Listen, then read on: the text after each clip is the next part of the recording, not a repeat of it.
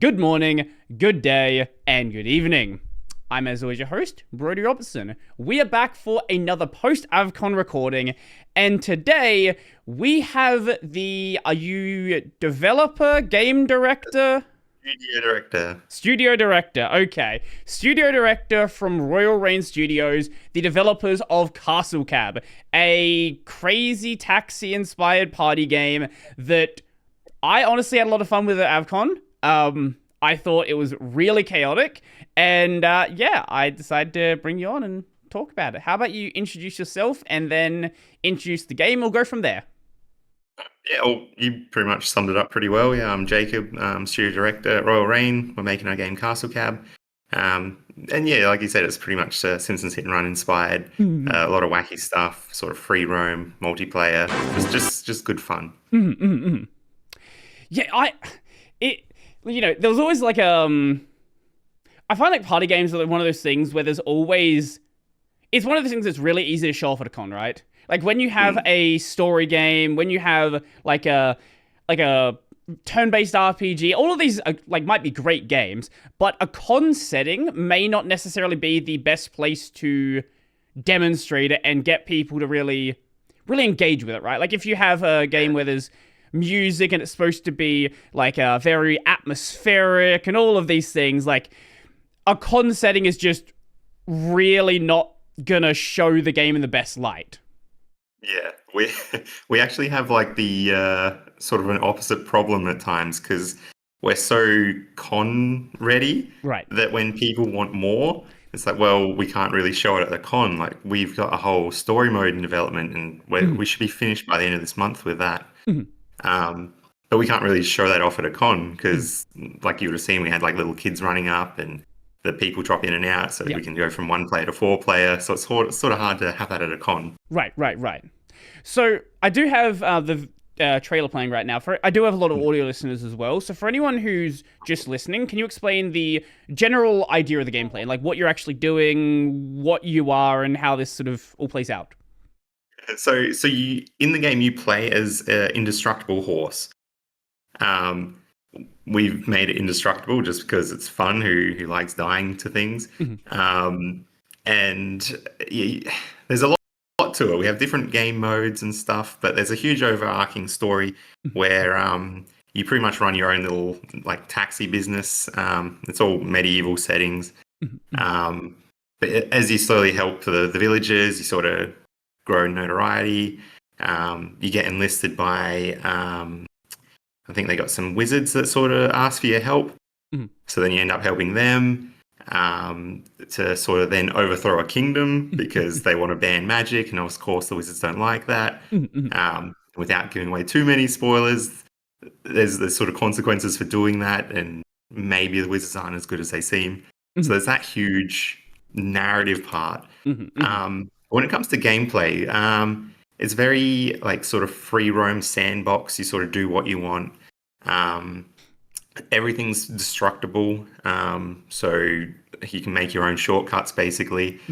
And so we also have like your different game modes, which is your party side. So we're trying to balance the fine line between going party game because we don't want to be just a party game, right? But then we also don't want to just be a single player sort of game. And we've made sure that all the story stuff is all co-op, so it's not just a story game as well. Right. Yeah, a problem a lot of party games end up having is you need people to play a party game, right? Like if you don't have online multiplayer, which I don't think you guys have. No, because we're very limited because we're building for Switch. So like online stuff for Switch is really hard to sort of work around, especially when you're dealing with like a younger audience as well. Okay, yeah. I definitely do want to get into the Switch porting stuff a bit later. That because I've had devs who've wanted to do console porting and wanted to do Switch porting, and they realize it's a big challenge to do so. So I definitely want to get into that. But I think you make a good point there about like,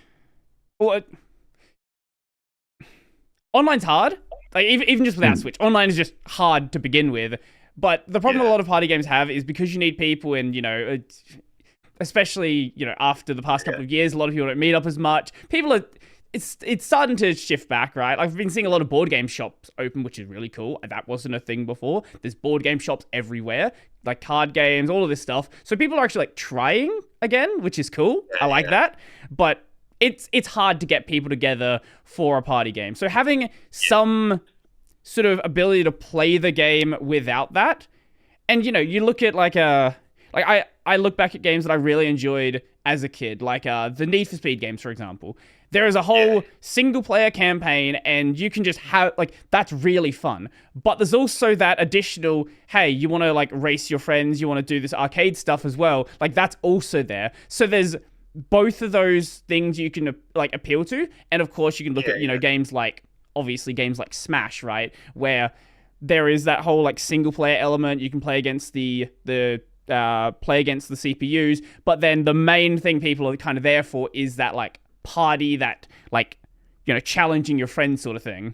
Yeah, exactly. It's exactly that. What's also tricky as well, like as an indie, we're targeting that, and it's sort of like, oh, maybe you shouldn't do that as an indie, like pick a lane kind of thing. Right. And we're like, no, we can do both. Like, I don't see why not.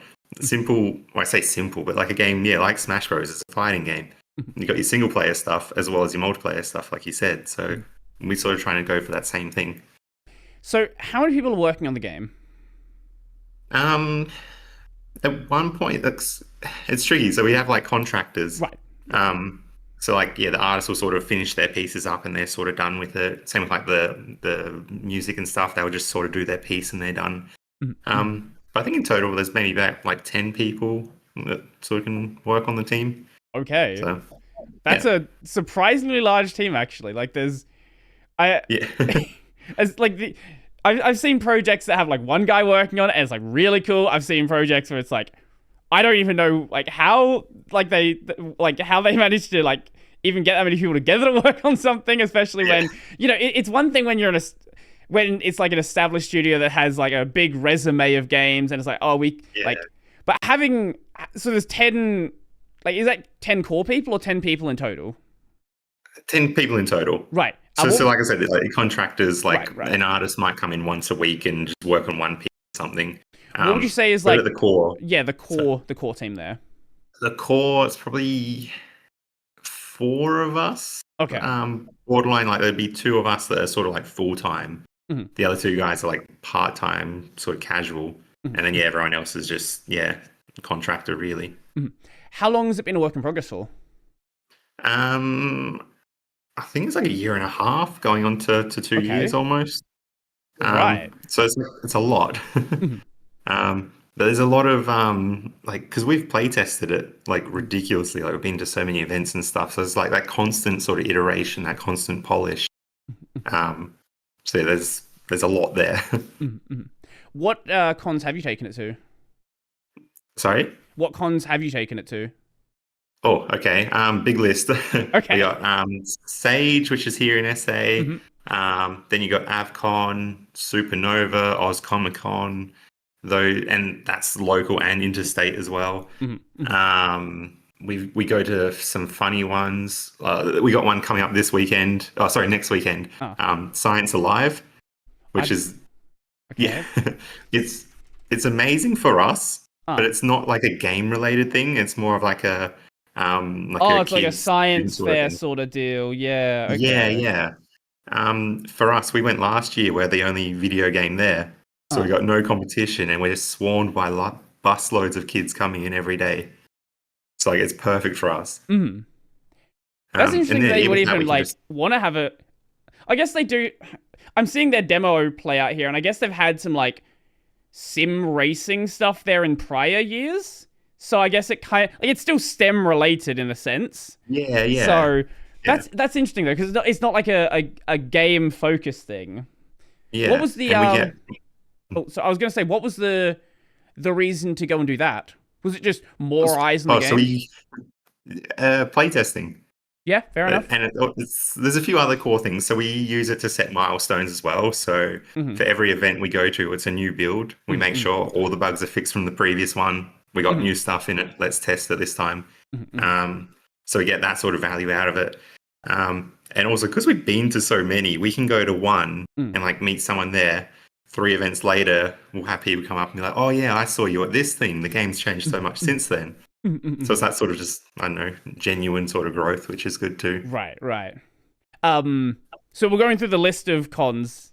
You're probably gonna miss something, almost certainly, if you've said there's a lot of them. Oh, yeah, there's definitely more. We've even gone to other ones like I think there's Careers Expo, Mhm. um, Okay. which is like an odd one, but Yeah. like it's good to just show off the game. Um, we are we're going. Oh, there's a couple coming up that I can't talk about. Understandable. But really big ones Hmm. in Germany, um, You've as basically well just as said it, so yeah, maybe yeah, don't yep. keep I talking. said it without saying it, but yeah, we're off to there. We've also got another one called Pixel Hmm. Expo, I think, in Perth in Hmm. September. Oh, and then we're back off to the big ones as well. So we got PAX. We've been to PAX. This will be our third year coming, Hmm. which is like the big one. And then South by in Sydney as well after that. So Jeez. Okay. yeah, really So busy with that. when, how many people do you try to send to a con? Like, is it like usually one or two people, or what's the usually Normally go try there? the two. We Mm. go the two, just because like it's hard for everyone to sort of be able to Sure. get time and do it. Sure. Other events, like especially if they're local, we try and get the whole team because it is a good like morale booster. They can Mm. sort of see their work in action. They can see the kids and stuff enjoying it. So it's Right. just good for them. So it's really good overall. Right. Yeah, especially the local ones are considerably easier, right? It's like, oh, you got to go into Adelaide. Most of the cons now are at the showground, so it's like, Yeah, it's pretty easy to get there. Good parking if you don't drive. There's the train station right there, so yeah, it, yeah, it's a day out, but it's like not. You got to go on a plane, you got to get a hotel, and all this big mess. yeah. It's quite a bit. um, in that as well, like so being the guy in charge, I think I do all the annoying hard work stuff there. So we had another expo in Melbourne. It was TGX, just called the Game Expo. Oh yes, yes, Um, yes. that one's pretty big. So we went there for one weekend, and then the weekend after that it was Supernova. So I had two back-to-back weekends in Melbourne. But I drove back and forth each time. So I drove down for the one weekend, drove back, then drove back again, and drove back. So Right, right. yeah, it's a lot of work. Yeah, that does sound like a bit of a bit of work there. I've spoken to someone earlier. To be fair, in his case, it's a solo dev project where he found that yes, going to the cons was really valuable, was really good for the playtesting, but also it was something that was eating up a lot of time to go to each of these places to ensure the Yeah, builds are good because you don't want to make major changes to a build you're going to show at a con. You want to focus on polishing things that you know are yeah. going to be fine. So do So you it's a yeah. Oh, god damn it, Discord. Sorry, Discord decided to die for a second. I can't hear you right now. Give me a second.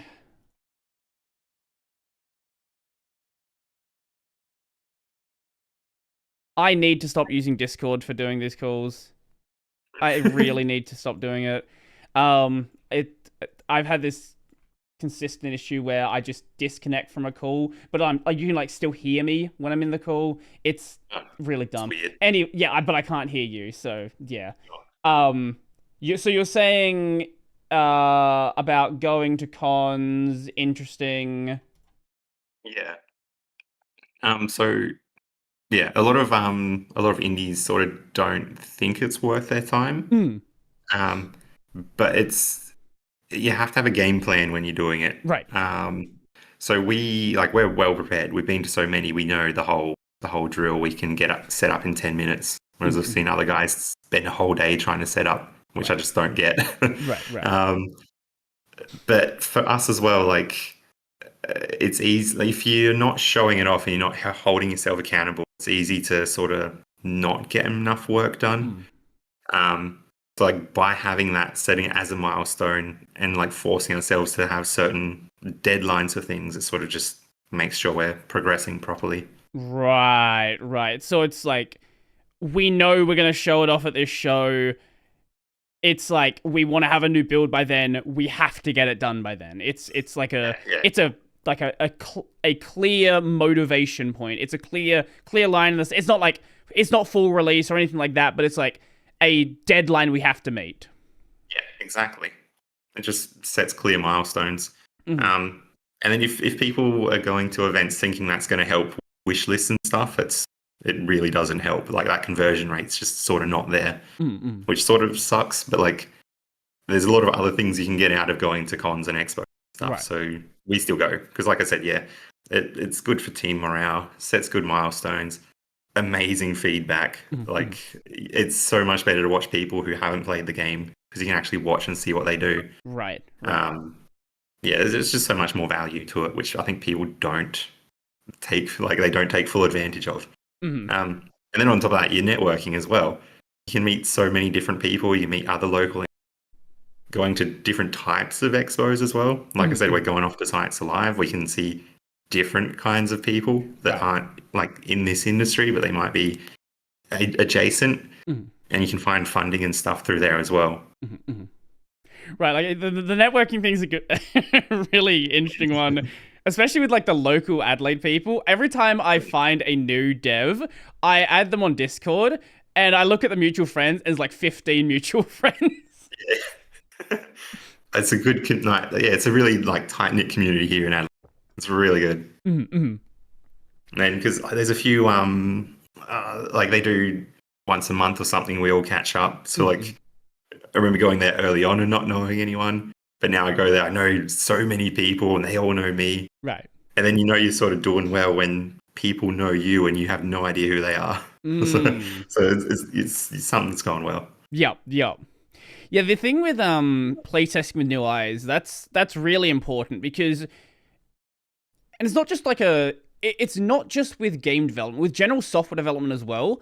Like UI designers run into this problem really often where you will design something that makes sense for you, makes sense for the team, and you understand how it all fits together. But it doesn't necessarily make sense to someone who is looking at it from the outside because they're going to come at it from a different perspective. They don't have, hundreds of hours looking at that system, knowing exactly how it fits together, knowing the shortcomings it has, and how to overcome them. You can start, like, sort of unintentionally overlooking issues because you're so used to the system you're looking at. And there's only so many times you can, play test it amongst the team, play test it amongst your friends and partners, play test it amongst your kids. Like, there comes a point where it's like, okay, yes, it's still useful to get them to try out new features and new areas you might add, new maps, a new game mode, but getting a complete fresh look at it is going to show things that you never even realized either were a problem or even just a good thing that you maybe want to like emphasize more. Yeah, exactly. Even like with some of our level design, we can figure out areas. Like we go to events, nobody goes to those areas. Why is that? Have we not designed it well enough? Have we not like sort of shown them that you can go over there or you can do these? So it's just things like that which you can pick up. So I guess we can get right into like what. No, we probably should talk about the game modes first before we get into the feedback. So you mentioned there's a story mode that's a work in progress, but as for what's in the game right now and what was shown off, I'm assuming you haven't done another con since AvCon. That was the last time the game was shown off, yes? It was like 3 weeks ago. Yeah, no, we might have. No. So no, I haven't done a con, but I have taken the game to. There was like a local primary school. They had like a little career expo thing, so cool. I showed the game there. So okay, that's really cool. Yeah. So I assume even though you did show it off again, maybe there was like a new build for that. It's not like a major difference, right? Like you guys didn't like crunch some crazy new version of the game that has a bunch of things that weren't in the AvCon build. Yeah, no, the AvCon build's probably closest to what. Yeah, yeah, it would have just been like tiny tweaks and fixes. Right, any bugs you might have noticed, things like that. Yeah. There was a bug. Well, there was a bug that did come up during that where I think there was a way to like attach way too many hats onto you, and it like caused the Yeah. game to freak out, if I remember correctly, during my playtesting. Yeah, we fixed that immediately. So that was in the build at the school. That we fixed that. Okay. We pretty much feel like intense shame whenever something goes wrong, so we fix it immediately. Mm. If it's like a level design thing, then we can tweak or whatever. But Right, yeah, right. if it's a bug like that, we're like, how and why? Yeah, I Um, think yeah, one of the people I was playing with got soft locked into the menu or something like that, and I think it was related to that issue, or maybe it was something else like that. It's a few weeks ago at this point. I don't fully yeah. remember what the deal was, but I know there was some sort of like weird menu soft lock. So that's the other good thing as well with those cons, or like semi-good, Oh, because kids will just come up and just spam random buttons. mm, Like we as gamers know not to press like the giant Xbox button kind of thing, but right, the kids will just start spamming that. And I think that connected to the PC will open up Steam and do a few other funky things. So I'm right. like, okay, cool, great. Um, but yeah, so I think that hat bug, I think that had something to do with the keyboard Mm. joining. And we had to press the keyboard to exit Steam because some kid would have opened Steam or something like that. Right, right. Yeah, yeah. Little fun parts. So, what game modes are currently in the game as of the latest build? The latest build, so we've got well what you would have seen, so Yeah. there's like a delivery system like in the free roam mode. Yeah, it's like you pick up Um passengers and take them to an area. yeah, yeah. With the what we show at the cons, like there's no time or anything on there. Yeah, yeah. We've decided we're just going to put the timer back in Mm. because it sort of adds some sort of urgency. Right. Um, Connected so with that you're meant to earn some gold when you do it. Mm. That was disabled for the con, but we're just going to keep that in for the cons going forward. Mhm. Um, Other game modes, so we've got one like we're almost finished the racing Mhm. system. Okay. We're just sort of polishing up some of the checkpoints and stuff. We've got So it's like a track with like an arcadey racing sort of you get from point to point to point, and maybe the lap system, something like that. pretty much. So we Yeah. got both. So we got like a point to point as well as a lap system, Okay. and it's tricky Okay. because that also ties into the quests. Right. So with what we're doing with the game modes, they're also spin-offs off the quest. Right. So like some are just fetch quests, but others are like destroy X amount of things. Mm-mm. So doing that, we've got a game mode where it's who can destroy the most things within Right. the time limit, as well as the races. We are working on one where it's sort of like a capture the flag. Yeah, that was Um, in the Avcon build, I'm pretty sure, or something similar. There was a mode. could be actually. There was a mode that I played where you would grab a passenger, and then the other people would try to chase you and try to get the passenger off of you. Oh yeah. That one's in. Mhm. Sorry, I forget because No, it's all I'm good. all It's all over good. the place. Yeah, no, that one was in. Yeah. So you're fighting over the one pack. You got to deliver. You get points for stealing them, and you get points for picking them up and dropping them off. So that's in there. We're doing some sort of spin-offs from that. So there'll be like a infected sort of one. So like the longer you hold on to like the passenger, you're going to lose points until you fail. Oh, okay. And then you can go pass it over to other players and make them sort of lose. Mm. Trying to think off the top of my head, we've got because we've got boss battles in the quests. So, Right. so then that's Explain. going to tie into. We're still sort of naming it, but it's sort of like a sumo wrestling kind of one where you just have to knock each other in the ring. Ah, okay. So yeah, I'm not sure if you did too much combat when you played it, but you can if you run into each other head on, you can sort of knock each other back. Then also you can spin and destroy each other's carts. Yeah, I do remember that. Yeah. Yeah. So we're sort of doing that. We're working on implementing another like charge ability, Mm. which we have given to the pigs, like little knights on pigs. They actually now sit there and build up a charge and ram you and send you flying. I can't remember if that was in the Avcon build or not. I can't recall. Yeah, I don't know. Yeah, now we're doing like a spin-off for that for the mini game. So those are all pretty much close to being done. we will definitely have the quests. We'll have the side quests done next weekend for Science Alive, Mhm. and planning to have the races, like the mini game modes in there as well. For trying to think what the other mini game modes are, because we have, I think there's 12 mini games. Oh wow. Okay. It, it is bloated because of just rule sets. So that some Right. of them are just inverse rules. So like one would be the Mm. longer you hold on to something, the more points you get, and then the inverse is like the longer you hold on to it, the more points you lose. Sure. Sure. So Sure. like it is fluffed up a little bit. But they're still interesting sort of ways to play the game. Mm-mm. So yeah, I'm trying to think off the top of my head, but now being on the spot, I'm like, oh, I can't remember. So you did mention the bosses. I'm very confused what that is and how that works. So, so there's some boss fights in the game. They Right. sort of act like sort of like the old sort of Mario boss fights. Okay. I Okay. know one of them. I think it could be either a king or some possessed horse. I can't remember. It's the designer. He's doing his thing. Um, but yeah, he'll float up in the air and shoot at you, like Mm-mm. shoot sort of magic fireballs. Mm-mm. You got to run around, destroy these little crystals, and then that'll sort of break his shield. He'll fall down to the ground. Then you Right. got to run up and sort of attack him Mm-mm. and do that like 3 times to defeat him. Sure. So it's just sort of like little simple boss fights like that. Mm-hmm. So, That does sound fun. That does sound. yeah, And you were saying that.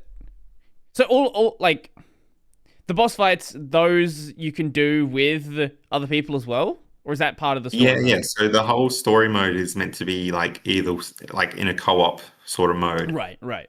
Um, So I guess maybe some of those missions will become easier as well. Like say if you're doing like a certain destroy, go here, here, and here, you could all Mm. just split up or Mm. something. Um, but like that's sort of what we want to do. We want it to be so like kids and parents can play together. Mm. Because I got a 5-year-old, and some of those kids' games are just horrible. Like they're not fun. Right. So I want it to be fun for like everyone to play. Mm-hmm. Like he has fun playing it, I have fun playing it.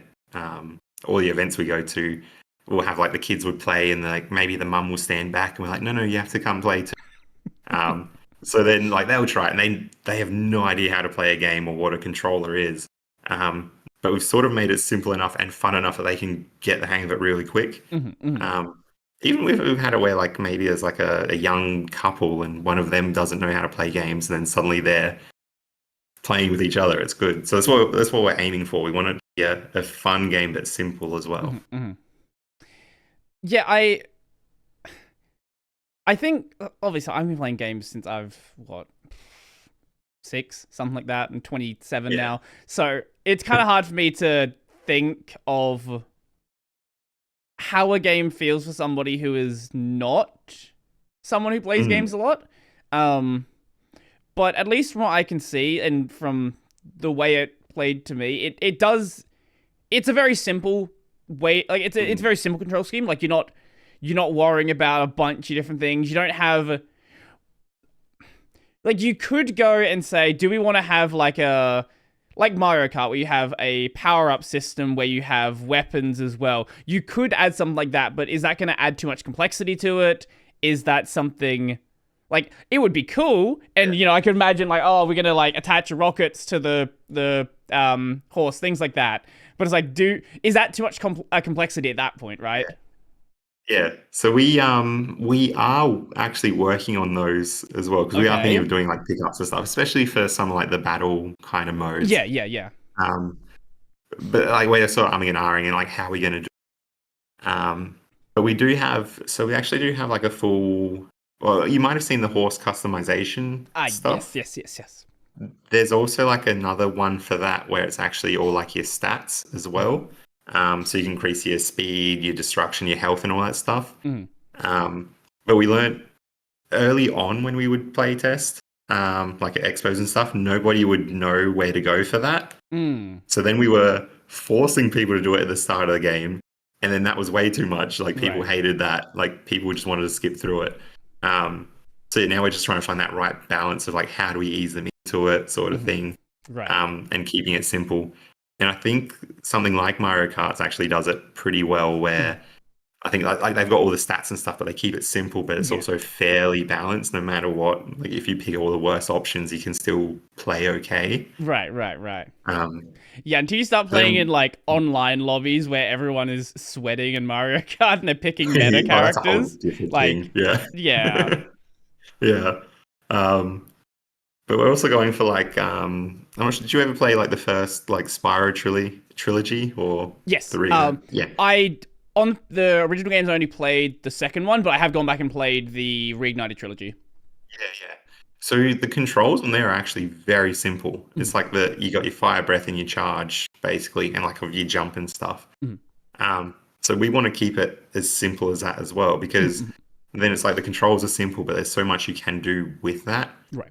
Um, and then I think with that then as well, like then anyone can sort of master it as well. There's Mm. little tricks and like puzzles you can do, and it's got to be either one of those two. Like Inspire, I think what you got the fire breath, and you realize there's some enemies that got that weird metal thing, so like the fire doesn't work, so you got to. Mm, mm, We're sort of wanting to keep it like that as well. mm. Yeah, I think it's for a game like this, it's really healthy to have a very low skill floor where it's very Mm, easy to pick up the game. Like, again, going to something like Smash, it is very easy to understand the basics of Smash and how to do, even just basic sort of combos. Most people playing Smash don't even realize there's a guard, right? yeah, yeah, Like, I know. it's a very low skill floor, but the skill ceiling for people that do start sweating at the game is like really high, and you can actually like if you want to start doing that, you can do like really cool stuff, but you don't have Yeah, to. Like there's yeah, still a fun baseline there that yeah, it's still an enjoyable game. Like Mario Kart. Mario Kart's another prime example, right? Like Nintendo games do this really well, where Mario Kart is very easy to play. You join an online lobby and no one's going in a straight line. And you're like, what the hell is happening? yeah. No, I know that exactly. And that's what we're sort of really trying to replicate, like within a little indie studio on a Mm-hmm. small budget. Right. Um, but so like, did you meet Logan by any chance? Maybe he's like the Mm, lead programmer, very tall guy. very possible. Yeah. Anyway, like him and I, we play the game a lot, Mm, obviously, because we got a play test. sure, sure, sure. But we do some really sweaty moves. Like we know where certain spawns are. We know like if you can backflip off of a certain thing. There's certain enemies that you can sort of get knocked back by, but if you run into them on purpose, you'll jump over a roof and you can run Right, away right, from right. someone. So like there's a lot there. You can be really cheeky and really silly with it. Mhm, Um, like I was playing with I think some kids the other day, and like they wanted me to show them some moves. So mhm. we've got this shark in the ocean that will knock you back to the mainland. So I got them to follow me out into the ocean. I got knocked back, and then so I was able to drop off the passenger before they had a chance because I went flying. Oh. So like, so there's little sort of things like that which they add a lot of depth. So you can, on surface level, it's fine, it's easy. But then if you want to get real competitive and real sweaty with your friends, there's so much you can do as well. Right, right. No, that's super cool. Mm. That is really cool. Um, Mm. so going back to I do want to talk more about the idea of like how you could add items in because as you're saying, it's like a thing you're thinking about doing, not entirely sure. What's Yeah. sort of the idea there that's kind of been floating around? Like, how would you like to approach, and what issues do you possibly have?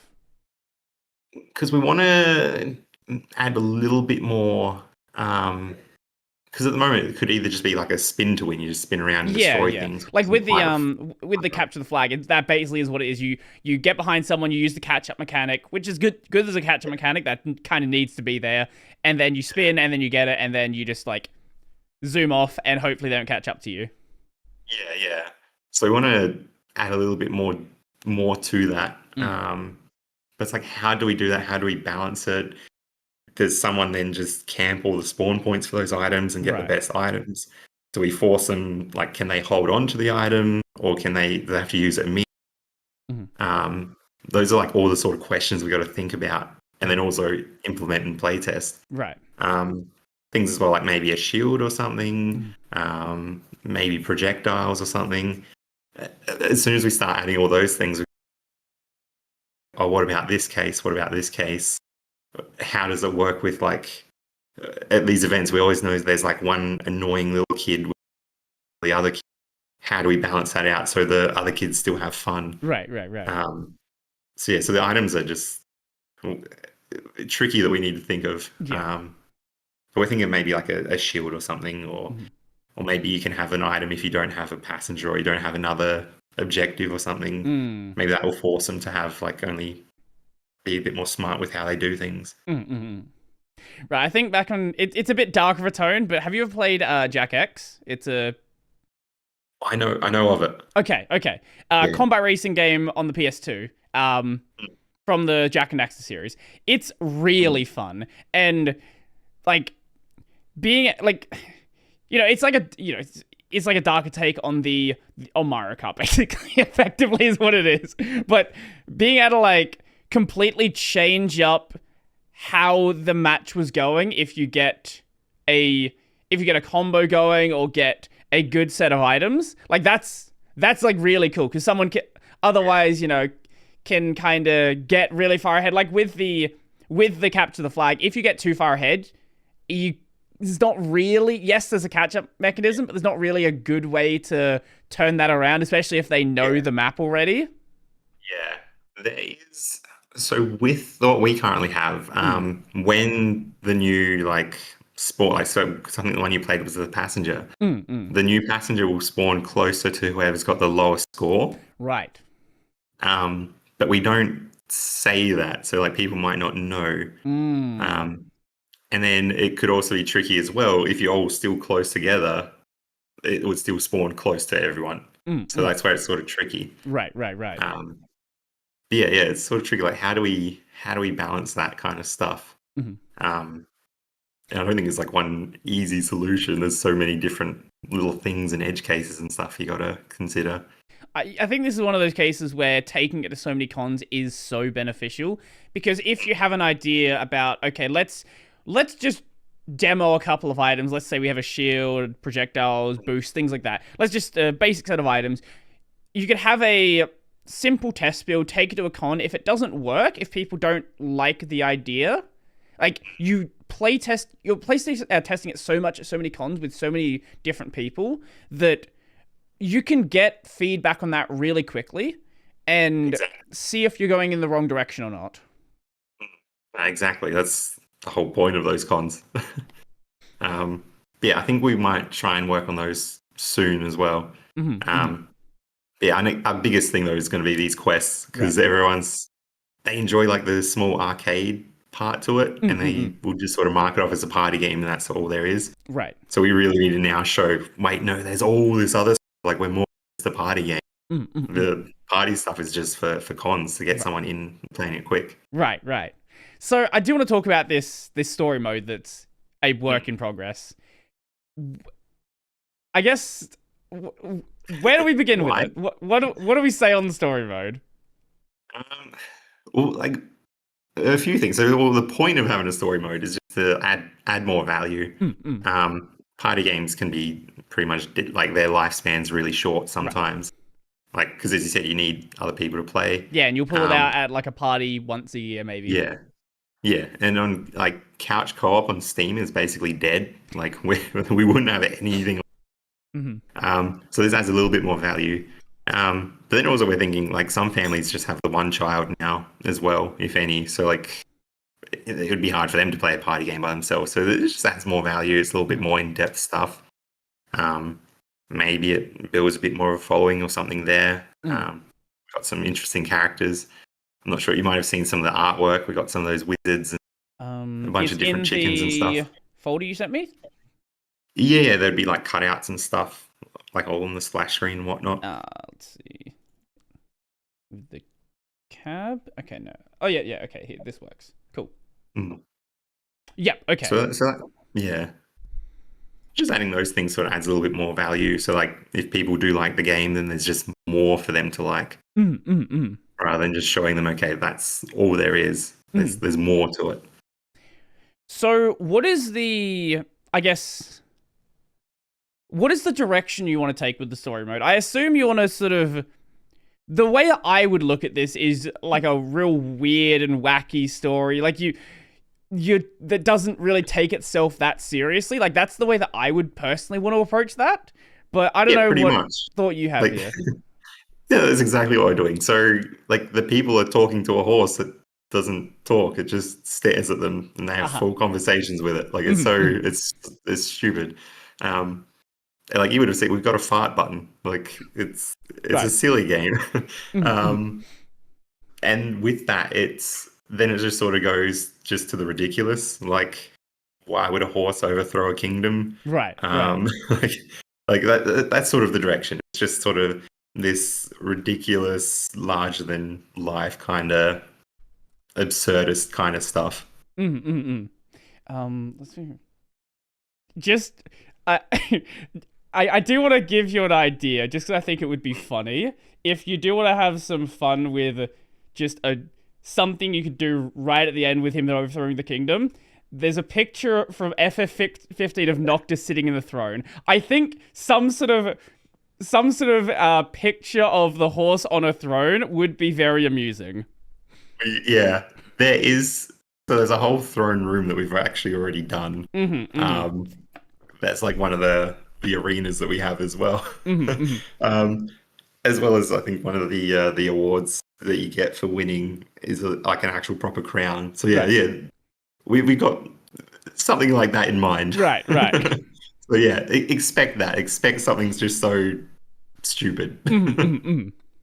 So I don't know what you want to say about the story that you don't want to like. I'm sure you don't want to give away too much about it, but what is the sort of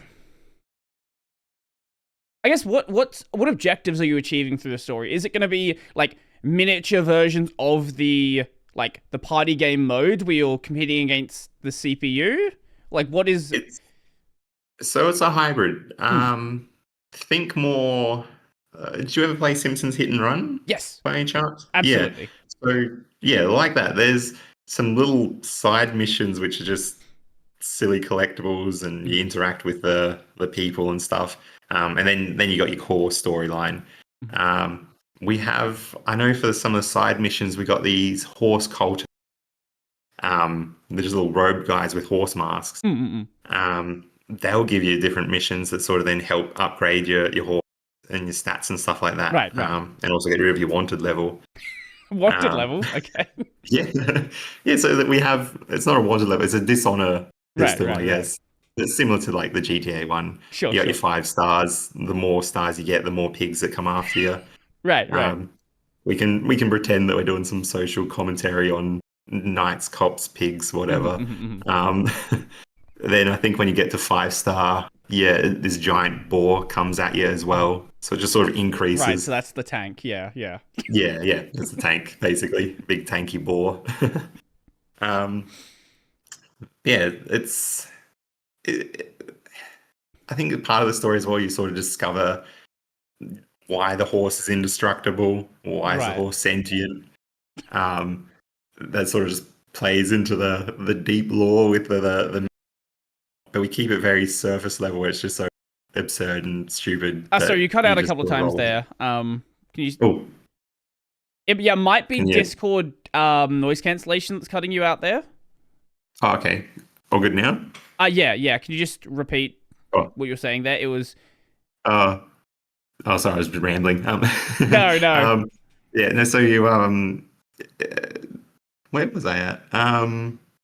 Yeah, you sort of discover why you're an indestructible horse, like Mhm, sort of the deep lore behind that. mhm, Um, why you're a sentient horse, mhm, mhm, why do people talk to you? Like you sort of uncover that, but at mhm, mhm, surface level, it's very absurdist humor, just mhm, sort of silliness, really. mhm, mhm.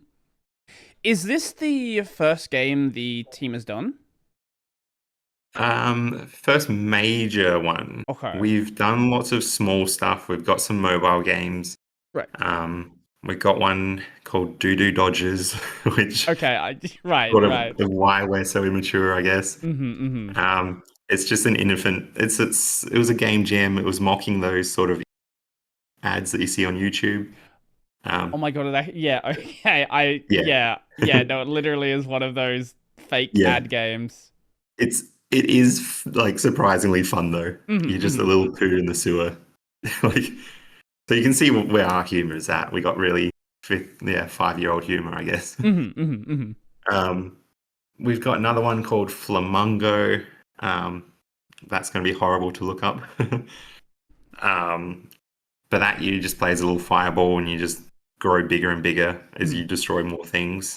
Um, with that, you get attacked by firemen until the Giga Chad fireman comes out and tries to put you out. Right, right. so, so we go for really silly stuff. Hmm Yeah, those are all small things like little game jam projects we might do in.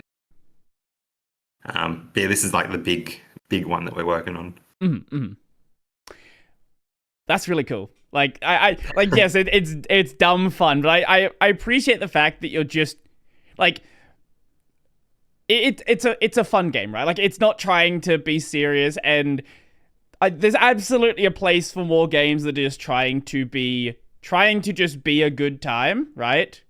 There's nothing wrong with a game that's super serious. That's totally fine. But not every game has to be that. There's absolutely a place to just, this game would be right at home alongside, like on the PS2, alongside, Simpsons Hit and Run and other games like that, where a lot of devs back then were being a lot more experimental. And that experimental sort of nature has now moved out of those like really big studios now into the indie space. And I think with how easy it has become to start doing game development, it's allowed a lot of people to experiment with really just random cool ideas. And we're sort of in this, I guess, a lot of people are calling it as like golden era of like AA and indie games. Like, and we're seeing a lot of these games sort of get a lot of attention because of it. Yeah, which is it's great to see. It's really hard to get there though, but Yeah. it's the potential and opportunities there, which is really good. Mm-hmm. So I want to talk a bit about the art style. So the art is like it's very cartoony. It's very like Yeah, it's simple. yeah. I guess that's a good way to put it. Yeah. um, there's a few reasons for that. Mm, I think the biggest one would just be the limitations for Switch. right. Um, but then also just like going for that sort of silly cartoon style, Mm, just it's nice. I think like it's not too hard on the artists, and like mm, our artists are really talented. Like they can make some stuff, and mm. here I am getting them to make like little mountains of poo or something like like Right. and keep it low poly. Mm, Um, so yeah, and there's also a really big difference between low poly and low style. yeah. Um, Yeah. so yeah, getting an artist to do that. But also just cartoony. I think it works better for kids. We can Mm. keep all the colors bright and colorful and nice. So Mm. yeah, Yeah, the idea of I think what really stands out when you notice the I don't know how to really phrase it, but there's cohesion in the art style that when even if something is low poly or like lower resolution, whatever term you want to use for it, when there is a clear intent behind that and it all fits together, it's very easy to tell, even if you're not someone that has any sort of art background. You look at it and you're like, okay, all of this makes sense to be together. it's really tricky to do as Mm, well. Like you can sort of just whack things together, but if they don't match each other, that can be a tricky thing as well. mm, mm, But I think we've managed to do all right. Managed to keep it cartoony mm, enough. mm. Yeah, and that cartooniness also gives you the freedom to, again, do really weird and wacky things. You don't have to, like, you can have characters that are designed in like Yeah, I guess like um, perfectly round heads, and it's just like they yeah. look, they, Our body proportions are all over the place. yeah, they're just like Just gotta intentionally looking grab. kind of weird. I just gotta. I'll be 1 second. Sorry, No, I've all just got to good, all grab good. one thing. So sorry about that. No, you're all good, you're all good. I had Uh, a full battery on my laptop, and I was like, okay, I'll duck into the quiet room, and then yeah, it's just dead. right. So we're talking a bit about the art style. We're talking about it being like very cartoony, and that allowing you to just kind of get away with doing a lot of just weird, dumb things that like wouldn't Yeah. really make sense in anything else. Like I think the best example that people always bring up is with like South Park. South Park having that very cut out, very cartoony art style. They get away with doing things that you would not be able to get away with in most other styles, and it's just like, you know, you see these paper cutouts doing things to each other, and it's just like, yeah, but it's like, you know, it all makes sense together. It allows you to do it. It allows you to get away with doing so much just random, just in some cases awful things.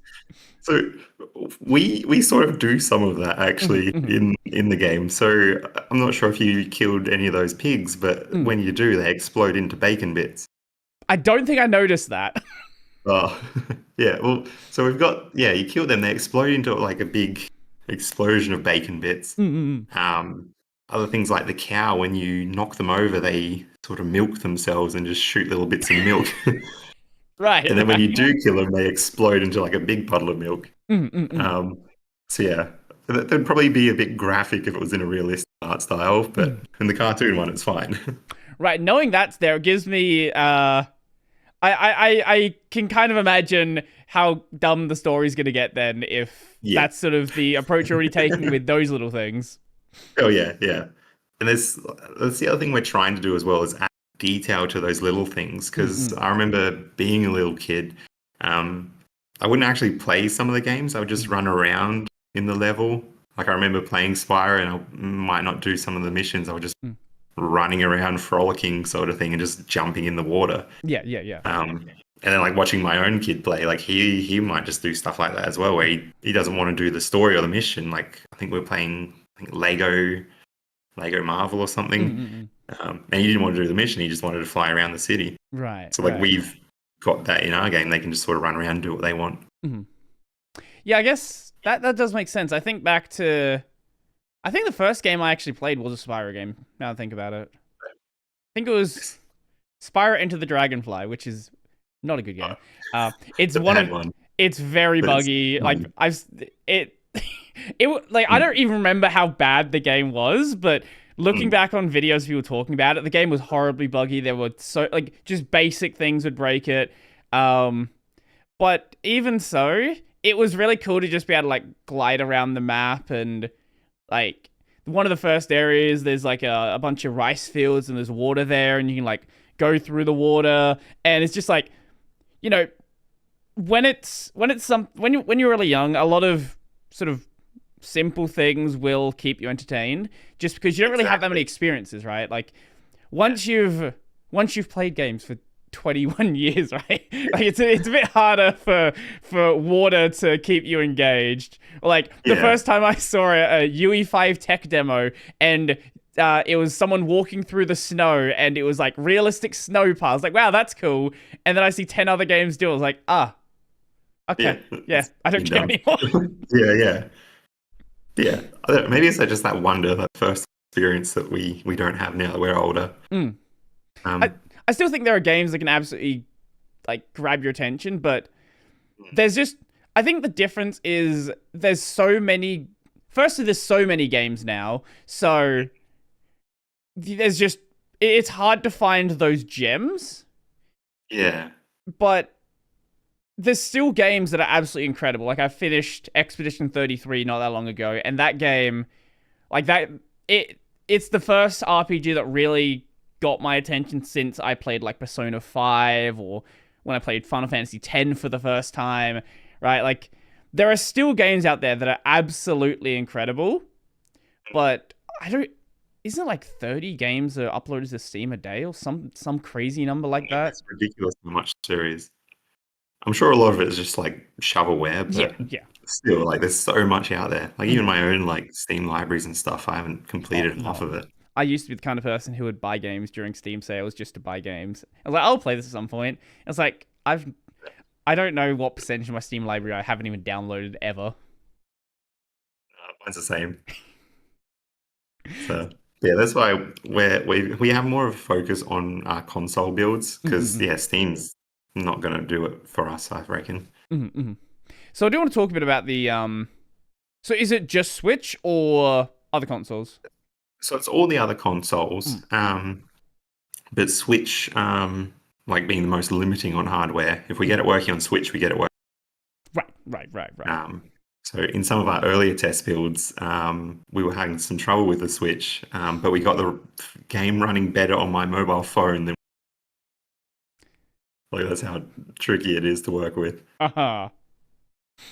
So I guess for if you wanted to release a game on Switch, like where do you even begin with that?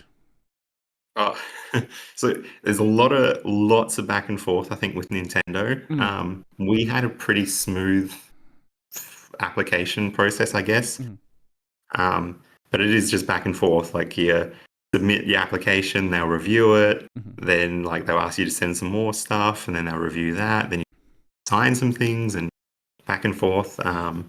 Then yeah, you eventually get put into their developer portal, and then you have access to all their stuff through there, and then you can get your dev kit and whatnot. Mm. And is the other platforms in process, or Switch is the first one that's going to happen? The other ones are in process. Okay. Like that's all there. We're working on that. Mm-hmm. But we might stagger the release. So all the focus is on the Switch build at the Right. moment. But we do have all the stuff for Xbox and PlayStation. Mm-hmm. So yeah, they're in the works. It's Mm. just get it on Switch first and get on anything. So was that a plan to be on the Switch from the very beginning? Yeah. So that's part of why we have that really simplified control scheme as well. Mm. Because I think yeah, the one you would have played it didn't have the free camera. It would have just been a locked camera. Mm. And that's because on Switch you've got the Joy-Con, which has only got the stick. So if you're Right. sharing the two Joy-Cons, yeah, you only have one stick. Mm. Yeah, that was always the plan. And Mm. like the art style and everything, just good on Switch. Mm. Um, but in hindsight, doing a four-player open world game on Switch is very stupid. So with that being the case, like how much time has been okay, I assume the core focus is just getting the game into a finished state and then the porting happens after that? Like how does that process sort of happen? No, so it has to be considered the entire time. Mm. A lot of indies forget about that, and then it comes to porting time, and it's a huge mess, and it's like they have to make the game all over again. Right. Um, so we just sort of look at like what are the limitations, like what are our requirements for putting it on Switch. So it could be even things like I think Switch has a file size for your game, Mm. so you have to factor all of those things in. Mm. And then yeah, we just keep making test builds for Switch as well, just make sure we're on the right track. Mm. Because if you're not optimizing it as you go, you're sort of shooting yourself in the foot. Right. So that one, because it's not a release Switch game. I assume that one's quite a bit harder to do playtesting of. Like it's kind of just going to be of the, with like the devs of and like close friends. Yeah. So like the game works perfectly fine, like on PC and stuff. So we take that for playtesting, and it's the same game. But yeah, when we test it on Switch builds, it's just for performance, really. We're just doing stress tests and whatnot on it. Mm. Has that been mostly fine? Have there been things that you guys thought were gonna be a good idea, and then you realize you put it on the Switch, and it's like, that was actually a bad way to do that? Pretty much the whole game. No, we're actually pretty good with a lot of the optimization. Because we are like both Logan and I, who are like in charge of it all. We're both programmers, so we're coming from that programmer mindset. For the most part, we were doing all the right things. But there's lots of little quirks that Unity just doesn't tell you or show you. There's a lot of hidden stuff. So we actually got a specialist to help us, who we met, I think, in Melbourne, but turns out he lived here in Adelaide. Oh. Um, His name's Victor. He's really good. He works. I think he's working for Playside. He helped us. He was like, "Oh, these are a few little tricks that you can do. Unity does this." That was really helpful. He sort of helped us sort of streamline our chunking process. Mm-hmm. For so anyone who like, might be unclear, can you explain chunking? sort of where the player is, the chunking will just sort of, almost like a distance. Things that are off in the distance won't be rendered and stuff like that. Which we already had a simplified version. Like we already knew that. We knew rendering only see what the player can see sort of thing. But there's a lot of back end stuff that Unity still does, which if you had no idea, there's nothing you could do. Like, so he showed us all these little workarounds. You can override a lot of the Unity stuff because the Unity sort of by default isn't great with certain things. So he showed us all these little tricks and stuff. So that's a lot more optimized. So things aren't being called, they're not being stored or anything while they're not needed. And that just makes the optimization much better. I would assume that having that split screen there creates a further issues for ensuring things are not too many things are being loaded than just having a single player game. Absolutely, it's horrible because you could be then looking from any angle. In most single player games, you can cut off things that the player can't see. There's lots of little tricks as well, like you can go into a tunnel, so then suddenly everything outside that tunnel is not loaded because you can't see it. Yeah. With ours, 4 players, one could be on any side of the map, and then you have to pretty much show the entire map. So we're really just sort of like crunching and pinching every little bit of performance we can. So it could just be like a tree in the distance, and Unity's waiting for it to detect if somebody hits it or not. So it's just sort of turning off those sort of little things there. So like there's a lot to it.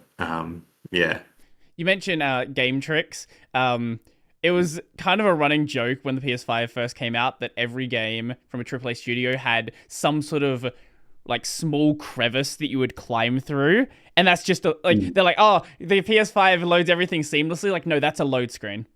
Right? Like, you can just like show a little bit of like LOD in the distance, and then you just load everything in as they're going through that gap. Or anytime you see an elevator, that's a load screen. Oh yeah.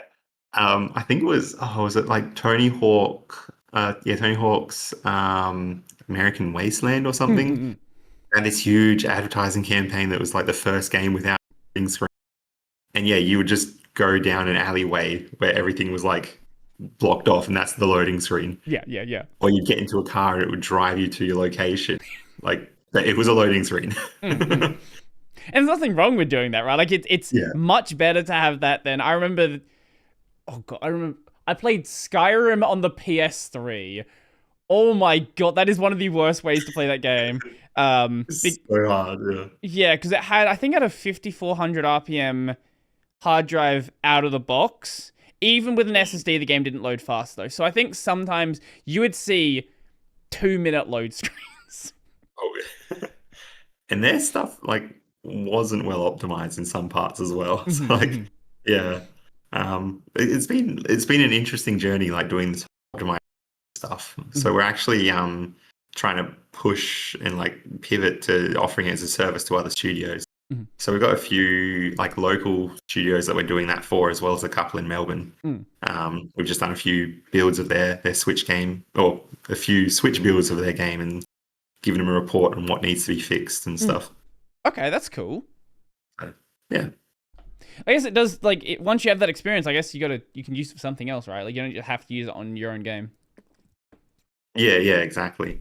Plus, there's also, like you said, there's just so many games being loaded to Steam every day. It's an extremely competitive market. So it's like, well, how can we still be in this industry but like survive? Because it's one thing to like make a nice game and a piece of art, but you need to make money to support your studio, pay your employees and stuff. So that's one way we think we probably can go about it. Well, I don't know how much you kind of can say on this, but like, you have 4 core people, and then there's 10 people that work on the game. The question there is like, how has the funding for the game happened? And I don't know what you can and can't say and stuff that like, what can you say? Yeah, so I can say quite a bit. Like Okay. I'm the boss basically. Sure. But it's tricky. So beforehand, like I had a little bit of money, so I've just sort of put my money into it. But not much. I think in total, maybe I've put in 14 grand, which is pretty small in the grand scheme of things. We do have an investor who's going to. Oh, sorry. I don't know if I can say how much, but it's a smallish amount. Sorry? As soon as you said you had an investor, it cut out. Oh, okay. Maybe it's a sign. Yeah. No, so I don't know if I can say how much. Understand. Yeah. You don't need to say exact but numbers, it's not. sure. It's in a production sense, it's not huge numbers, Sure. but for someone with no money, it's a decent enough number. It's going to pay for everyone. Like I said, everyone's more on a contract, so like our artists will do the artwork. We're not paying them hourly rates or anything like that. Also, like I'm not paying myself anything at the moment. I'm just sort of living off of what I got. I am working as a teacher as well, so I'm at AIE teaching programming. So like, okay. I then sort of funnel that money into this. Right. For anyone who's not in Australia, that's the Academy of Interactive Entertainment. So yeah, I teach the cert classes there. 4 nights a week I do the programming cert class. So anything I make from that just sort of then funnels off into the studio. Right. So that's sort of how we're surviving. It's a bit rough. Right. But it'll be okay. It's a lot of sweat equity. The plan is we release and hopefully make enough money to then pay everything back. Yeah. So by release, what is what scope are you trying to hit? Like how much do you want to have in the game? What is there currently and what's still there to do? So I think pretty much all the art and assets are basically done. So we're going to wrap up like pretty much now. I think it's probably like the last month we'll have that. Level design should be pretty much done. The big one, is testing these quests at the end of this month. Depending how that goes, I'm expecting us to have to do like some fixes and tweaks and a lot of adjustments there. So that could be a few more months. As for like the full game, we're going to have we aim to do the full story mode. That'll have the whole narrative, but also a ton of side quests. And then using those mechanics, we also will then have all of our. So we're looking for I think it was 12 mini games as well as the full co-op story. So we should have it all done, hopefully.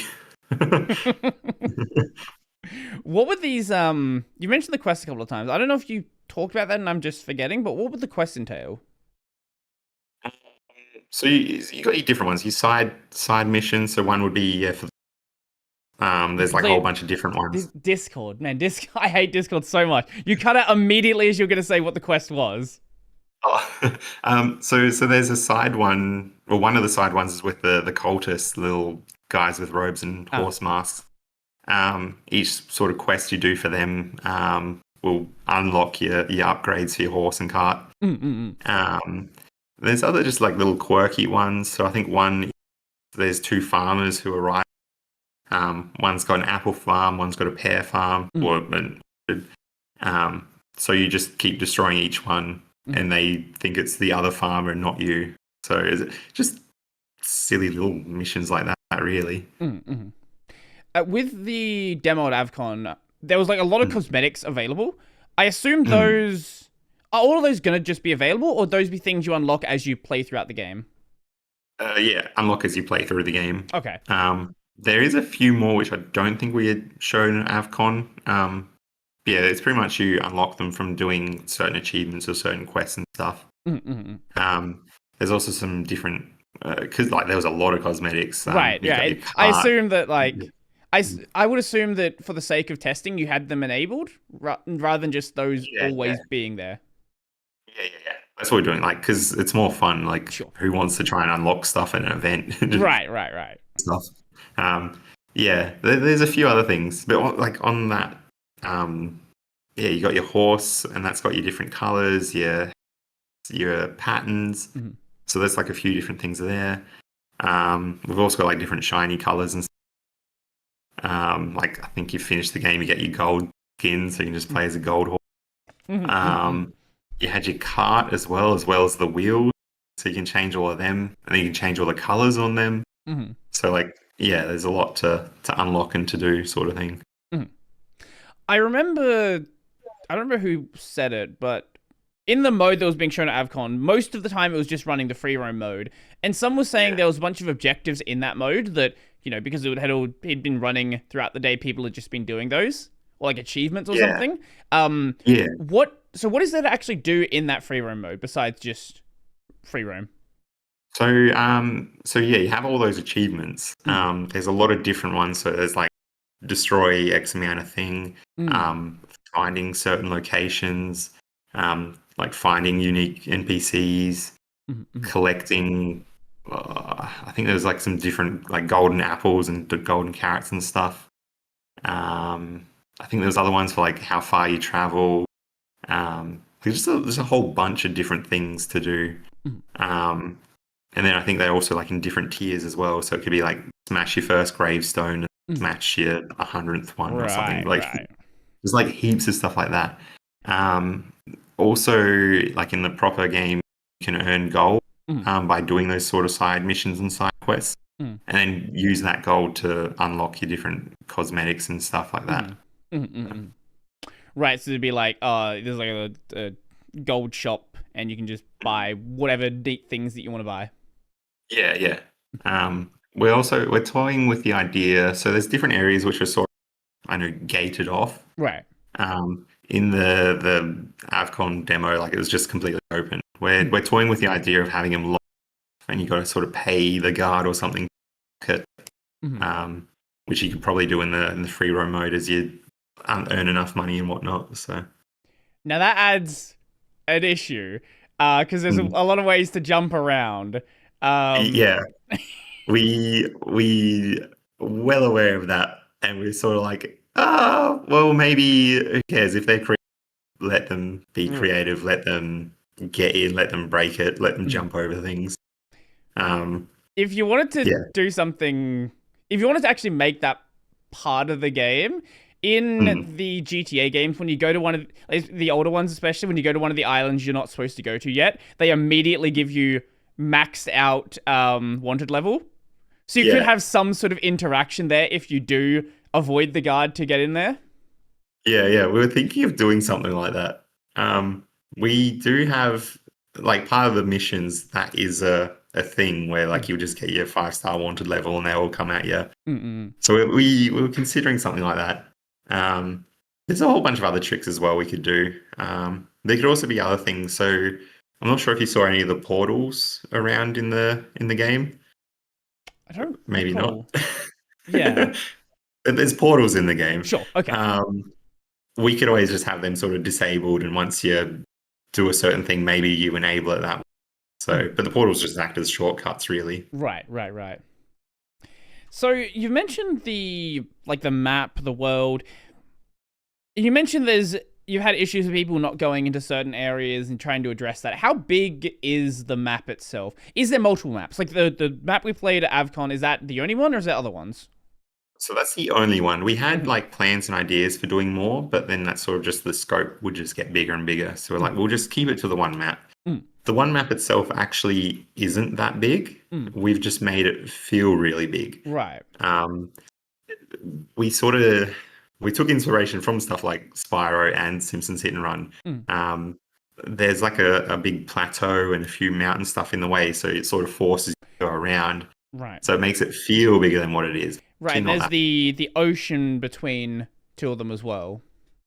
Yeah. Oh, there's a couple rivers. Yeah, river or whatever it is. Yeah.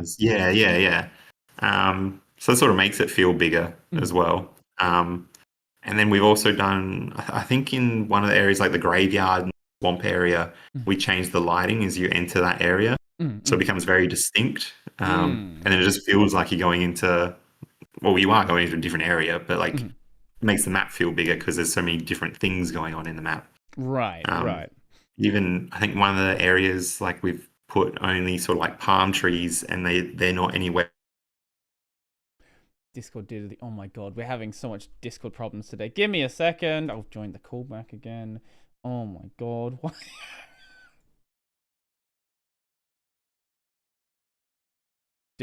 Discord. Discord. Okay, sorry.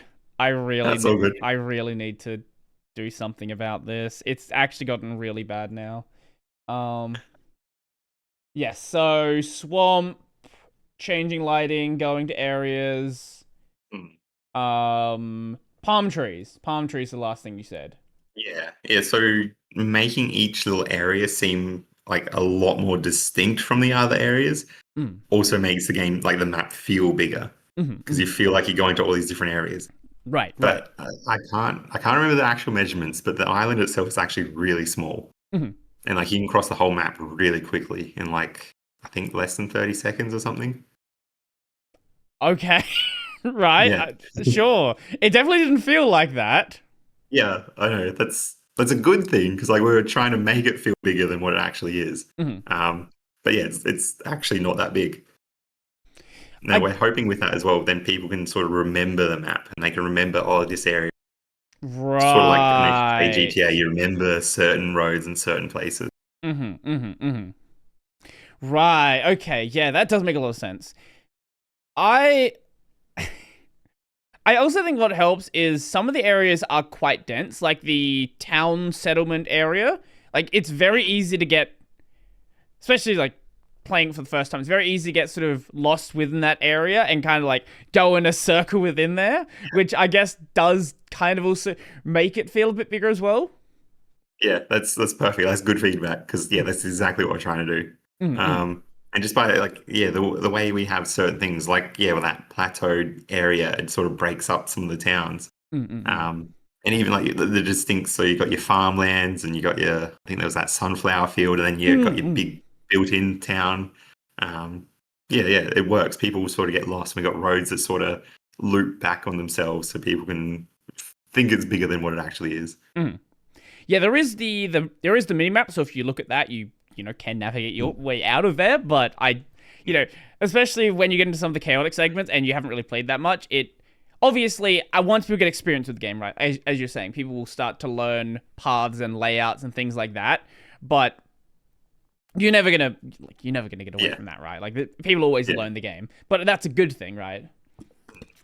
Goes back to that whole like low skill floor but a high skill ceiling. That yeah. first time you play it, it's very easy to the controls very easy to understand. It's very easy to like navigate around, but once you've played it a bunch of times, then you start having an idea of okay, I can if I go through this route, I might be able to jump over this building and get to this section a bit easier, and all of these little things, which like I think really cool. I think it's really cool to like have put thought into the idea that people are going to want to sort of optimize how they get around and not necessarily design either for or against that, but in a way that's going to allow it to happen. Yeah. No, that's exactly what we're going for. It's really hard to nail. So like we've been just iterating constantly, but like I feel like we're getting there. Mhm. And you've talked a couple of times about like Simpsons Hit and Run being an inspiration for the game. And Mm, I think in that way that does really apply as well. Like you very quickly in that game start to learn how to get back to the Simpsons house, how to get to various other points of interest on the map, mm, and you start to learn little shortcuts to jump over things that mm. may not be the first idea to get there, but it works and it's quicker and Yeah, it's just kind of fun to do. it's exactly that. Like I looked a lot at a lot of the Sims maps because yeah, a lot of them are actually just loops. Mm, It's just a track. It's actually not a huge convoluted land. mm, So I think we sort of nailed it pretty well with our little island where it is bigger than what it, or it feels bigger than what it actually is. mm. So I And do then, yeah, want to like you sort said, of. we've got shortcuts and stuff too. So Mm, mm. So obviously that was an inspiration, but what do you find were other inspirations for the game? Even things that might not necessarily be like obvious inspirations, where it's like, oh, like this is art style. Like it might like something entirely different that have you found inspired the game? Because I've always every time I ask this question, I always get, oh, here are like the things that are like obvious inspirations, and then it's some random thing like that has not how does what are you even saying? And there's usually some good I'll explanation for it. yeah, I'll tease you. I'll do the Mm-mm. ones which are sort of obvious, and then Okay. I'll give you the special ones. So the Yeah, obvious yeah. ones, we went for Mario Kart just Mm-mm. because it's the market we want to go for. The controls, everyone knows that was a huge inspiration. Mm-mm. Things like, yeah, Simpsons Hit and Run, a little bit of Crazy Taxi, Mm. GTA as well, Mm. because we're trying to make a kids GTA. Right, right. Um, Simplicity, things like Spyro, the music and stuff, sort of Banjo-Kazooie-esque as well, and also with the Okay. humor. Yeah. So that sort of thing. The more unique ones, because Logan and I, we play different games. Right. I play a lot of Elder Scrolls Online. So Right. a lot of the customization system comes from that because Right. on there you can dye your different armor slots and stuff like that. Like there's a Mm. lot of customization. And I love customization. So I'm like, we're going to have that. Mm. So that's why I think even on your tires, you can change the trim, you can change the center, and like there's so much you can do. For a lot of the UI stuff, Logan plays a lot of Genshin Impact. So, so Right. achievements and stuff like that. It's like this weird hybrid between Elder Scrolls Online and Genshin Impact, Uh-huh. just those sort of things. Mm-hmm. Mm-hmm. So those are probably the two weirder ones. Mm-hmm.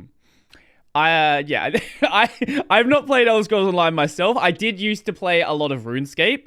Um, Mm, so I've definitely had that MMO fix before, and with the whole like coloring your like gear, I did play a lot of Final Fantasy 14, which has that same sort of yeah, system.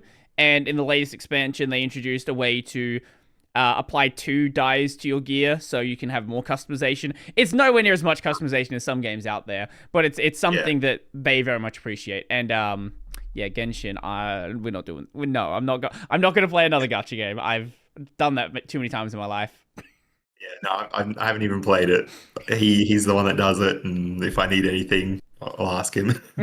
He'll just send me screenshots of like, oh, what about this sort of pop-up style, or even like the quest tracker and stuff like that. It's like a weird hybrid between yeah, Genshin or Elder Scrolls Online.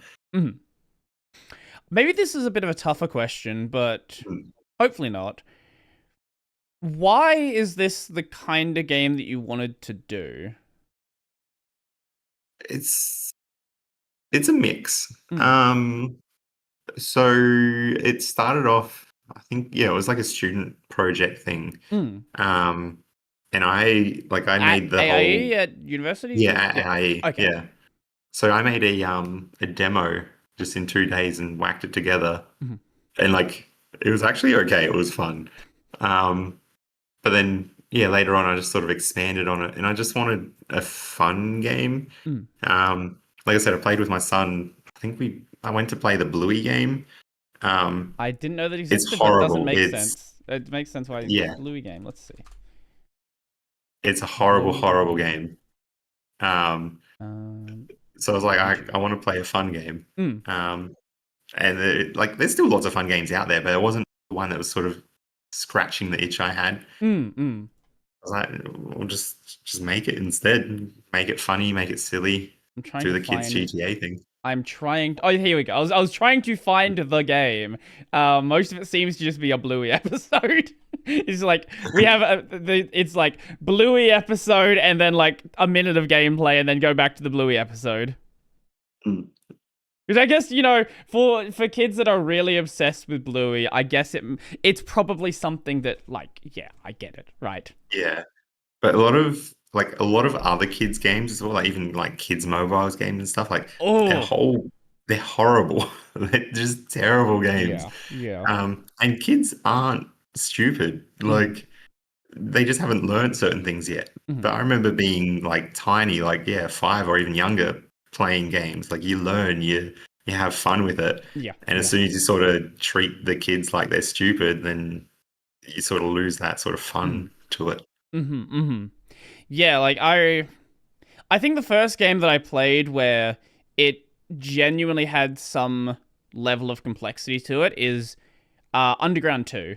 I don't remember how old I Mm, was when I played it, but Need for Speed Underground 2 is it's a really good game. Like it's mm, not like a game that it's like, oh, you played it as a kid, it's not actually that good. No, it's like genuinely one of the best Need for Speed games that's ever been made, and people will still yeah. argue about which one's the best. Like either that or like Most Wanted. Maybe Yeah. the Pro Street people come out sometimes. They want to get people bullied. Mm, Anyway, but yeah, there is definitely that problem with kids game where it's like this is like it's made to be a kids game, right? Like it's not that like the intention is to be for kids and only for kids. And mm, when there are games now, like there's Fortnite, right? There's mm. I've got younger nieces and nephews that are really big on Roblox, and Roblox has it's got garbage games, of course, Oh but yeah, yeah. there are some actually really Mm, good games on Roblox as well. And mm, I like when you're in a space where there's that and things that are like that much more engaging, mm. unless you're something like Bluey can get away with doing that because it's Bluey. It's It's just like the IP. yeah, Yeah. like Bluey is how people now will look, but like, if you're in like your how old are you? Uh, You're 34. okay, so you're a bit older Yeah. than me then. Yeah. But there's gonna be shows that you would have watched as a kid where everyone that are around your age also saw as a kid. Mm, Like you can talk to anyone who's 34 and like, oh, I saw that show. We have this like yeah. shared sort of knowledge. Um, Always the Simpsons. yeah, yeah. Well, yeah. Simpsons is going to apply for a lot of people though. Um, It's weird when it doesn't. yeah. Then it's a bit funny, yeah. I guess for like kids now, Simpsons isn't anywhere near as popular as it used to be. Yeah, Um, because they didn't have that 6 o'clock time slot and you right, watch that before the news or something like that. right. Wow. Yeah. But like for people that are my age, like think back on the early Pokemon seasons, Beyblade, things like that. And Bluey is gonna be that series that people who are like 8 to 10 now, they're gonna think back when they're like in their 20s, like everyone they knew watched Bluey. And Yeah, when it's that much of a cultural phenomenon, you can get away with having a game that's not really that good, right? yeah. Yeah. Which is true. It's disappointing, but true. Mm-mm. To be fair, I think back on the movie tie-in and cartoon tie-in games I had as a kid, and there's movie tie-in games especially. There's some rough ones out there. Yeah. Think back on most of the Harry Potter games and a lot of other Yeah. things like that. Like But a lot they of the have this Spider-Man games or Superman games were not great either. they've got this weird like charm to it as well though, which Hmm. is weird. Because I remember playing, I think it was like a Tarzan game, which I Mm, loved. And there was like I think a Hercules, like for the Disney's Hercules one. I mm, loved that mm. one. But like, I don't know, you could critique it and they're not good. Yeah, yeah. Like certain controls and stuff, or just a whole bunch of things just aren't great. Mm, But there's just something like, I don't know, good about it. mm, And I'm hoping we can sort of capture that same thing where like we're not doing anything amazing, breaking, mm. make GTA numbers or Right, anything right, like right. that. But just something enough that some kid somewhere is going to have nostalgic memories of it, just like they would a shitty movie tie-in game. That's I all think you right. should aim a bit higher than shitty movie tie-in game. Yeah. I think you got something a lot better than that. Um, but like, I see what you're going for there. Like, you want to have something where, like, you want to make a game that is not just here's a throwaway kids game. It is something that you can like genuinely have fun with, and it's not just there for the sake of keeping the kid entertained. Yeah, exactly. And like the kid's not just going to forget about it. It's going to be one that they sort of remember Mhm, fondly, mhm, hopefully. mhm. I think like going back to other examples, there's one for games. Mm. There's one called A Dog's Life, which This is I played ringing a as a kid. bell. I loved. Yeah, it wasn't a huge financial success, Mm. but I'm pretty sure like anyone that played it loved it. And you basically, yeah, just run around as a do very simple stuff. So we Mm. sort of want to try and do something like that where it's just wholesome, sort of fun, but also silly. I know in Mm. that game you can do a poo, then pick up your poo and throw it at people. Um, Uh-huh. but I don't think that was the gameplay. I think it's just something that you could do. Mm. Yeah, I can definitely very quickly tell your sense of humor, and it kind of Yeah, makes sense with with yeah. some of the prior stuff that well, some of the stuff you already said, and like the previous game you talked about. So it's just childish body humor, I guess. Mm. It's funny. So I guess where do we go from here? We've talked about. Actually, you know what? We kind of entirely skip past this. I don't know how we skip past it. What is the response that you got from AvCon? I guess what's the general response you've gotten from a lot of previous cons, and how has that changed over the time that the project's like been worked on? So, like, AvCon was amazing. Mhm. Without, I don't know, sounding too douchey or anything. Like a lot of the cons we go You cut get a out lot of as the soon as same you started feedback. talking shit about other cons. Yeah. No, no, it's all good. Like we always get good feedback. People love it. Like kids love it. Mhm. It's almost like crack to them, which is great. I wish I could somehow Tagline of the capture game: Our game is like crack. that. I wish I could capture that, like capture their faces, just so I could Mm. show to like publishers or like other investors. There's something here. They Mm. like it. And they always come back, which is good as well, because like there's so many different, and they come back to our game. Mhm. So like it's great. I love that. Mhm. Early on, like obviously we just learned certain things like okay, maybe they don't place or don't do that place. Even earlier still, like we quickly learned that kids can't move two sticks at once, like a camera, a movement. Mm. So like that was early on. We fixed that real quick. Mhm. Um, but no, yeah, everything we get back from events and expos is amazing. Mhm. Like people love the game. It's good fun. I think the biggest thing is they just want more. Like they Right. want to play more and do more. Um, so yeah, it's a matter of doing that. Mhm. But like grants and investors and stuff like that, that's a whole nother thing. Mhm. I think we sort of get looked down for doing like a kids game or something because we're not doing some sort of pretentious art piece or something. Right. Right. That's probably just me being salty. Um, No, I get what you're saying there, right? Like you've got a clear vision for a fun game, and mm, there's nothing wrong with the art PC games, but I have seen what a lot of some of the games I've seen get grant funding. I'm like, this is a cool game, but like there are other cool games that are like not just the artsy sort of trying to give like a very particular kind of message, a very like I don't even know a good way to say it. Like I know what you mean. Like they're just sort of like artistic statement pieces or yeah, something like that. yeah.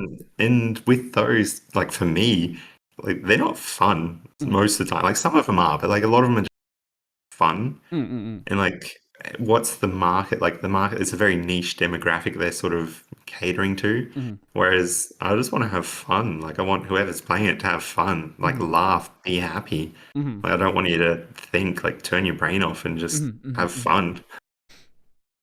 Yeah, I think with everything that I've seen from the game so far, like that's very clearly the goal in mind, and it's very clear when you it's very clear when a either an individual dev or a studio has a clear vision for the game and a clear direction, Mm. rather than just we don't really know what we'd like. We've got like a general idea of a game we're trying to do, but we don't really have a core driving principle. Mm. Yeah, yeah, that's right. I think our principle is just is it fun? Mhm. Everything we add and do, we just have to ask, is it fun? Mhm. And if it's not, we don't bother. So like, I don't want to make anything tedious. I hate grinding games and stuff now. Like, Mhm. I don't know if it's just because I'm old and don't have time for stuff, but You hate I just want to have grinding, and fun. you talked about playing an MMO. Yeah, well, I'm addicted, so Fair, understandable. I think I've been playing that one for 10 years, if not Okay, 11 now. okay. You've got your one vice, and it's like I refuse to pick up another one of these. Yeah. Yeah, yeah. I'm doing my dailies every day, but That's why I can't go back and play RuneScape again. Like I played the game for 7 years. oh, Um, yeah. no, I'm And good. you know, as soon as you play it again, you're hooked. Yeah, yeah.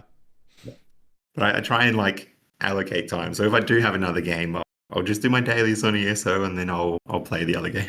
Right, right.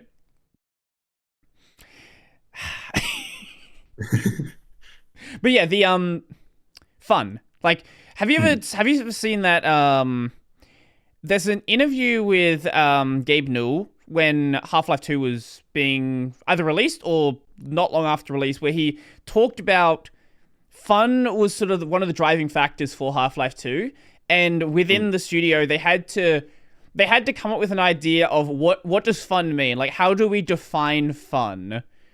If you've not seen it, it is a really even just that part of the interview is like it's really telling for what Valve like how Half-Life 2 became such a good game and Yeah. like what they use to drive their developments. Like, oh, why are the barrels red? Is there a reason why they should be? No. But like it's something that sort of very clearly indicates that. And very like other things in the game, like does this make sense in a realistic context? No, but I'm also playing a video game and I don't care if it's realistic. I care, Yeah. does this create an engaging system? Yeah. Yeah. We do a lot of that in like a weird hybrid sense sometimes. Mm, Like our roads are obviously bigger than what an actual road would be mm, because you need to navigate a horse and cart and everything. And the mm, controls aren't tight controls, they're pretty loose. mm, So like, yeah, that's what we do with some of that. We just sort of make it accessible kind of mm, thing. And saying that as well, we also look at things. I'm just probably critical of some of the designers. They might put something like, say, they got some test dummies, and then for some reason, grass. Why would you do that? If the soldiers are fighting, it should be low grass, not tall grass. Or like if this is a pathway, why is there like giant tree in the road or something? mm, Like mm, mm.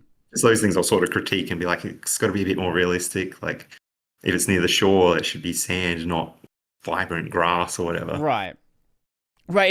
It's there is a place for realism to create like a coherent world, right? Like you wouldn't put like an oak tree on the beach, right? This doesn't really make Yeah. any sense there. That environment, the palm tree, coconut tree sort of deal, like that fits a lot more with the vibe you're going. Yeah. And there if you have it from this like the get go that there is going to be like this weird like things placed in weird locations and it's consistently done weirdly, like that can also work. But if something Yeah. feels out of place where everything else it makes sense why it's like this, but one thing is just a little bit off, that one thing is going to immediately grab your attention. Yeah. And the other thing as well is like we'll do a whole bunch of things that people don't notice, but it's just a thing, like it's a feel. Like they can't articulate it or find what it is, but like I think other people like the juice, but like you just do small things that they won't know, but it makes a big difference with or without it. It's like without it, they would say, oh, something's not quite right, but then with it, it feels much better. And they just don't know what it is, but it could just be something small that we've changed, like either on the UI or even just on the road. Suddenly we've defined a bit more like a dirt between the road and the grass. Little, it just adds that little bit of polish, which they wouldn't pick out like if asked, Right. but like subconsciously, like they know. Right. That can get a little bit. You can go a little bit too far with that, right? Where you start polishing things that only someone who is, either pixel peeping or they are like one of the other game devs is gonna Yeah. notice. And like it's good to have the idea of polish in mind, but it can also be something that it can take away from things that are more substantial changes. And you know, again, like you were That's why saying, with slightly moving the border of the road, right? Like, yeah. yes, but that's also something you can sort of mess with until the end of time. That's why I think the expos and events act as like reality checks. Mm-mm. So like, what do people actually see? What do they actually notice? Right. So like, yeah, certain areas, if we spend all this time on it, they don't even see it. Well, we're stupid for spending all that time on it. Mm-mm. But then other things that we like the player goes to and looks at, then yeah, sure, we might add a little bit more detail there. Mm-hmm. And like other little things as well. When they notice, then it's like, oh wow, and it's like that little extra moment. They're like, oh, there's actually a lot more here than surface level. Like there's a bit more. I think that adds value to it as well. Mm-hmm. But yeah, finding that balance is tricky. Right. Yeah, I think back on like PS2 racing games, back before we had this ability to make hyper realistic, everything crazy, super realistic. A lot of those games would do a lot of fakery, a lot of trickery with backgrounds, especially if there were crowds. You would, if you slowly crept up to the crowd, you go back to look at the old Mario Kart games, a lot of times it's just a 2D cutout, and they're just like, it's like a looping 2D sprite, and that's basically all that's there. Yeah, no, I noticed. So those are the things like I used to notice as a kid. I'd sort of just wander around and look at that stuff. Yeah. Like, if you're playing the game like properly, you don't notice. It's fine. Yeah. But then if you sort of just wandering around, and that's the other thing, because we got that sort of free roam aspect to it. We need to I feel like we should make it much better than what it is in certain spots. Like actually add those little bits of polish. Yeah, I even like more recent games I think on like Tokyo Extreme Racer 2025, if you're supposed to be going down the highways 400 kilometers an hour, but if you go slowly and you look at some of the buildings, you're like, you guys haven't made a game in the past 20 years. I think you've actually just taken the PS2 model and put it into this game. Right? Yeah. But then, like, say if you were to have slowed down and seen it being really good, you're like, oh, wow. Yeah. So that's what I want to sort of try and capture as well. Just that little, oh wow, that's pretty cool. I think having that simple art style makes that a lot easier than having something. Well, even if it's just there's like different levels of simple cartoony art style, and having that like low poly, like it obviously it's still a lot of work for the artist, but it's still something where you can you can do that polish without it being something that is going to take way too much time to make adjustments to. Exactly, yeah. So it's just little things as well, just like maybe on the back of a building or down an alleyway or something, put a little surprise there. And that sort of like ties in with the achievements as well, because like some of the collectibles we put in spots where we then want them to look at this little bit of extra detail we've added maybe behind a rock or something they've driven past 1,000 times or whatever, but they go behind it and oh wow, there's something here, that's kind of cool. And I guess if you set up that sort of expectation that there's going to be hidden things in some of these locations, it does encourage people to go and explore if they are the kind of person who does want to try to, do all the achievements, collect everything. You're going to have people that kind of ignore a lot of that stuff, but that's what you're always going to have. For the people who are engaged in, like, who do want to do all that collection, having a way to keep them engaged and not just... There's a lot of games that have a lot of collectibles, and it kind of just feels like a checklist, right? Yeah. Like I think on the Assassin's Creed games where it's like, go to tower, go to next tower, go, and everything is on the map. There's objective markers everywhere, and it's like, okay, I don't care anymore. Because that's where it's tedious, and that's where we always say that, like, is it fun? Like, we need to make sure, is it fun? Yeah, it is. So, we think it is. Yeah. So earlier you said there was one map, and I assume the story is going to take place on that map as well. Yeah. Okay. There is So there's some little areas which like aren't on the map. So you've got like your sort of castle interior, Mm. as well as this big sort of Right, so there's boat like deck small we've got. zones outside of the main map. Yeah, yeah, and they're like sort of like an instance sort of things, like one of the Mm-hmm. boss battles or something, or one of the mini game modes. But for the most part, everything's on that one map. Mm-hmm. Um, Depending on how well we go, we do have lots of ideas for other maps, but we just wanted to Right. keep it within scope. We would have loved to have done more of like a thematic one, like a volcano, like a volcanic one, and like an ice one. Mm-hmm. So I don't know, who knows? Maybe we do some add-ons or DLC or something if we're lucky. Mm-hmm. Right, I was gonna say, would you be, assuming the game did well, would you be interested in whether it be either that or another game in that same sort of universe? Would you be interested in sort of expanding upon that, or is the team kind of done with this idea and wants to move on to something else? Um, I'm not sure. It's a bit of a mix. Right, I right. think we all want to keep going on with it and like do more, but it's all just dependent as well. Mm. I think so. Like Logan, who's like the lead programmer, like we all sort of do like game jam, Mm. do something different. But I don't think we've gotten sick of Castle Cab yet. I think we still like it. Mm-hmm. Um, I was I think talking to there's a some lot devs who are there. like 4 years into the project, and they're like, "Yeah, I really want to, I really want to release this." I I know guess a so year and a many half, you others. still got a bit of that, like a bit of that excitement there. Yeah, yeah. No, I know so many other people that have like released their games. They're done with it. They want it to be done. Mm-hmm. But no, I think we've got a lot of potential here, and like it is fun. We can do a lot of silly stuff with it. Mm-hmm. We've got like a huge library of assets and everything. So like I'd like to just expand upon that. Mm. Um, but we'll see. We'll see how this goes. If Mm. it's a huge flop, then that's unfortunate. If Mm. it does well, then yeah, we've got plenty to do, plenty to expand on. Mm. Would you want to do add-ons for this game? Like, let's just say it does well. Would you want to do add-ons for this game, or would you want to make a sequel to the game and then expand upon the systems in ways that wouldn't really fit into the game you already have? Um, a few different. I think we'd try and do both. Mm. Like we'd do a couple add-ons, like maybe add a couple islands. Um, but we also want to try and be like we're not doing like heavy monetization or Sure, sure. pumping out DLC. Like who knows if we just do it as a free add-on or whatnot. Like we'll see. Mm. But it all depends on how much money we make from Understandably, this. yeah. Um, so for the most part, just add on to this. Maybe after like because we're building for Switch. Mm.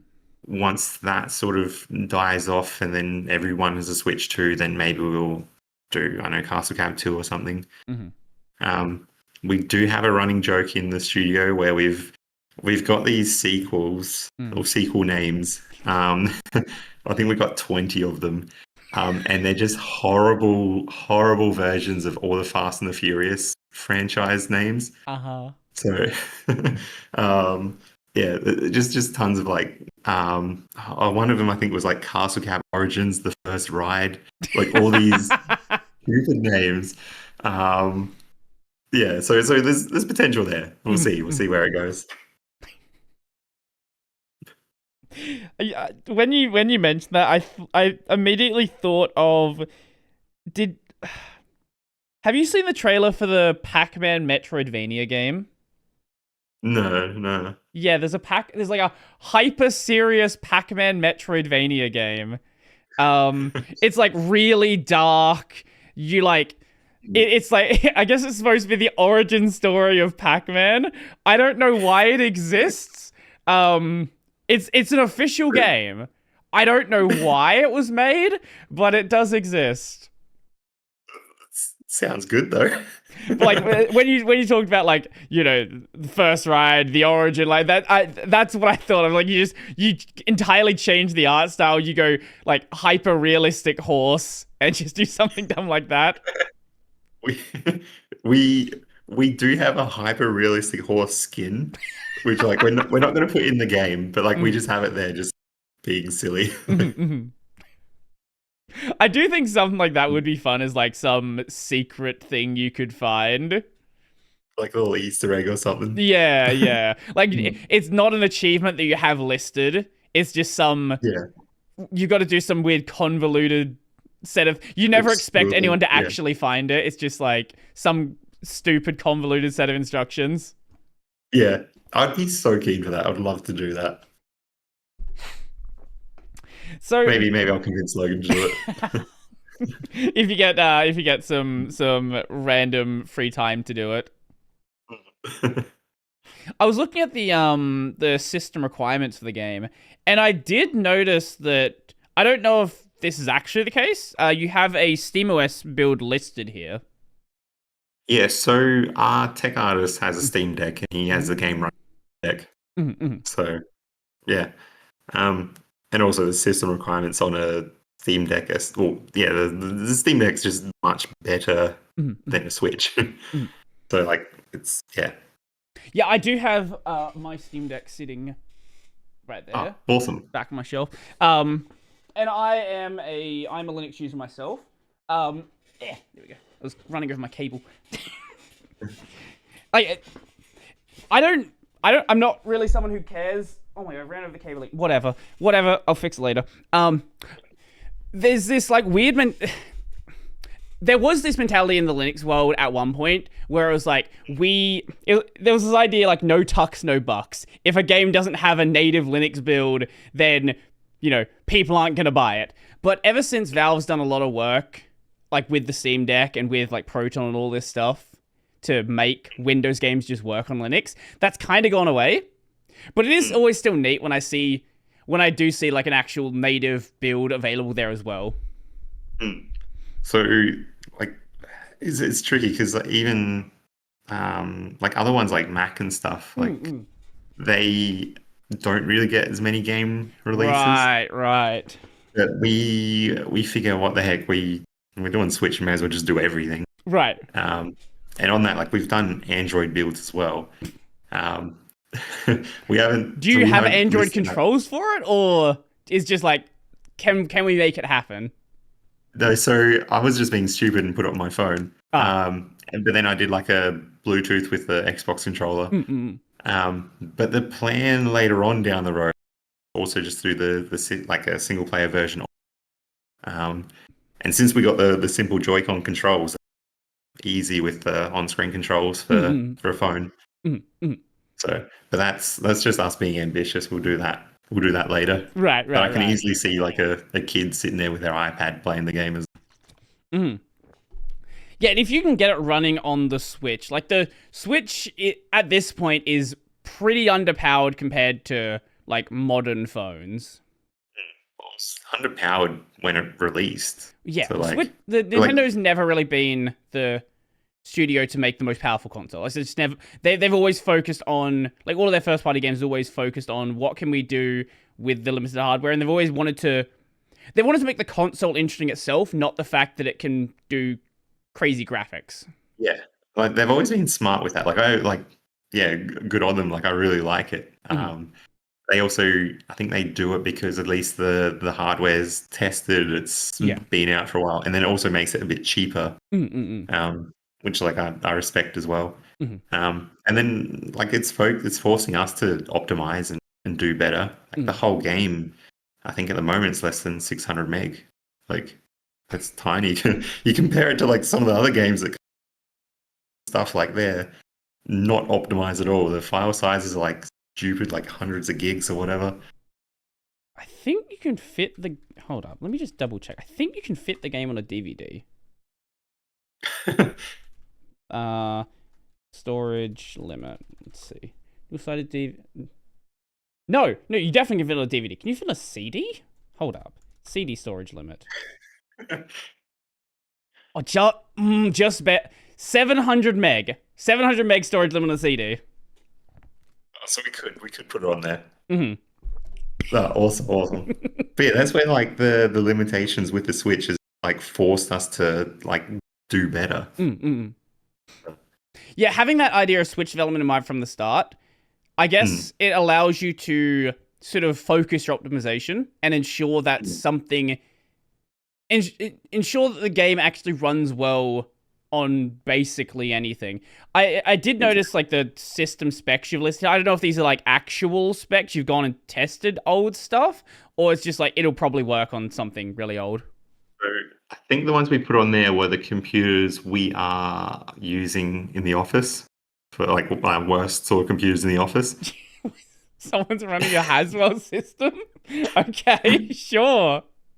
I'm pretty sure what that's. I think it's like the 960s as well for the Yeah, graphics. it's like an i7 4790 and a 960, which I think the 4790's got to be like a 15-year-old CPU at this Yeah, point.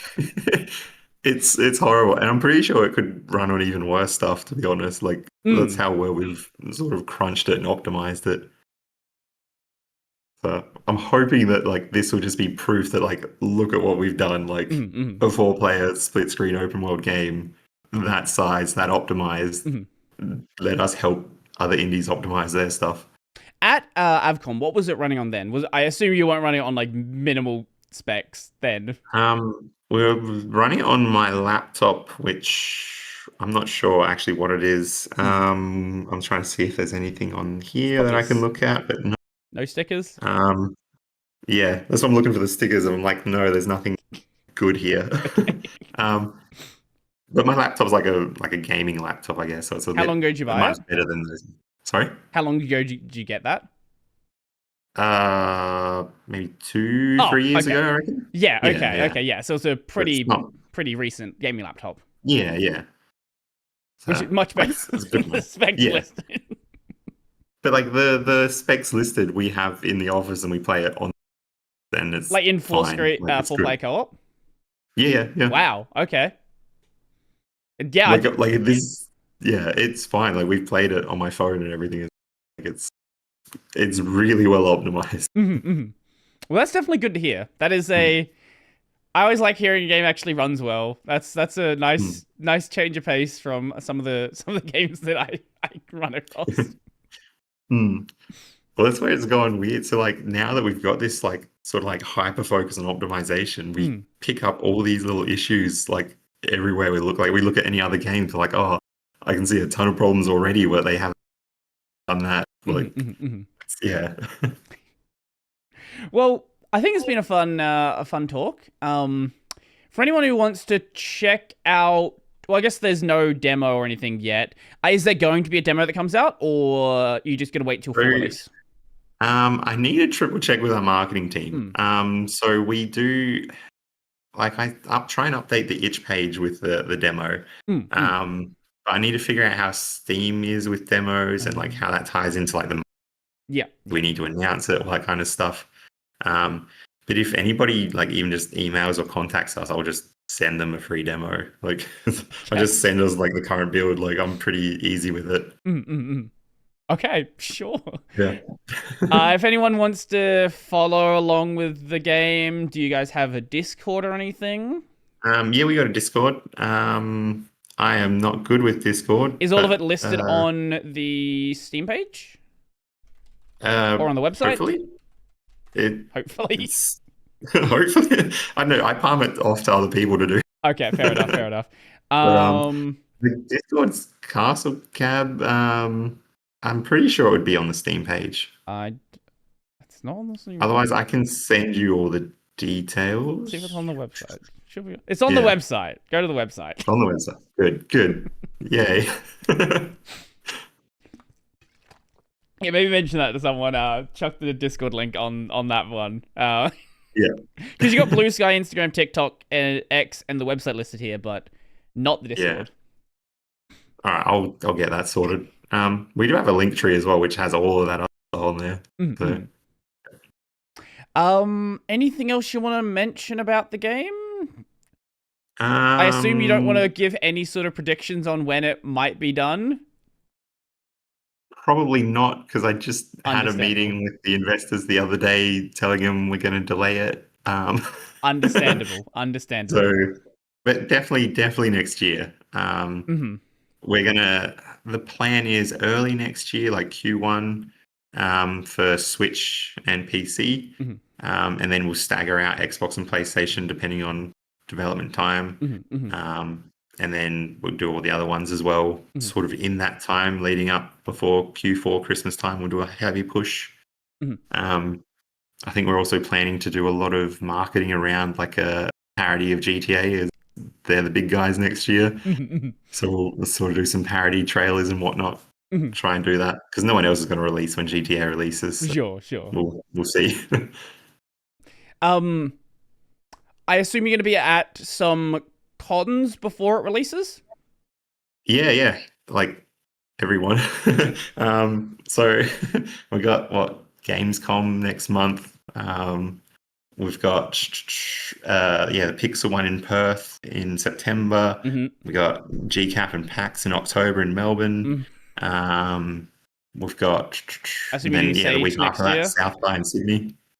Sorry? I assume you're going to do Sage again next year? Yeah. We'll be there. And then there's always, I think, the playbacks and unwinds that they do here at Game Plus. We're always here. So, yeah. Awesome. Plenty. So if anyone's in, mostly in Adelaide, but if you're at some of the other ones, you'll get a chance to play it, hopefully. There's always, at least at AvCon, there was a crowd there the entire time, so I imagine it's probably pretty similar at the other ones. But I hope so. PAX is always good. We're always busy at PAX. So yeah, in Melbourne. So it'll be our first time in Sydney, first time in Perth, first time in Cologne, Germany. So we'll see. Awesome. Yeah. So anything else you want to mention, or is that pretty much it? I think that's pretty much it. Just if you could wishlist us, even if you're not going to get it on Steam, would be amazing. Like it just helps us sort of promote that there is potential. Publishers might help us and give us some money. Awesome. Okay, my main channel is Brody Robertson. I do Linux videos there 6-ish days a week. I sometimes stream there as well, so check that out. I've got the gaming channel, Brody on Games. I probably am, I don't know, maybe I've finished Kazan the First Berserker and Split Fiction. If I have, I know we'll be playing Metal Gear Solid. I don't know what the other slot will be, so check it out, and I don't know, it'll be something. If you're watching the video version of this, you can find the audio version on basically every podcast platform. There is an RSS feed as well. On Spotify, we have a video, if you like Spotify video for some reason. And if you want to see the video version not on Spotify, it is on YouTube at Tech Over Tea. How do you want to sign us off? What do you want to say? I am not prepared for any of that. No one is. Yeah, if you could please wishlist Castle Cab, that would be amazing. Like I said, even if you plan to get it on the other platforms, it still helps to wishlist it for us. Awesome.